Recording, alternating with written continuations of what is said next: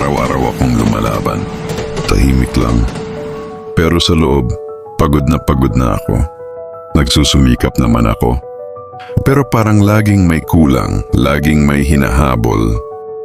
Walang ibang kasama, walang kasalo. Tahimik ang bahay, pero ang bigat. Paulit-ulit na lang ang kabiguan. Gusto ko na sanang sumuko, pero pinipilit ko pa rin. May tawag, may ngiti, pero wala pa rin kapiling.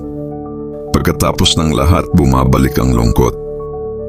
20 lang ang kinita ko buong araw. Mainit ang kalsada pero malamig ang kita. Sabi sa Santiago 5:8, magtiis kayo. Tibayan ninyo ang inyong loob sapagkat nalalapit na ang pagdating ng Panginoon. Tahimik ang tindahan. Tahimik ang gabi. Pero ang tanong ko, hindi na rin mapigilan. Panginoon, hanggang kailan pa ba?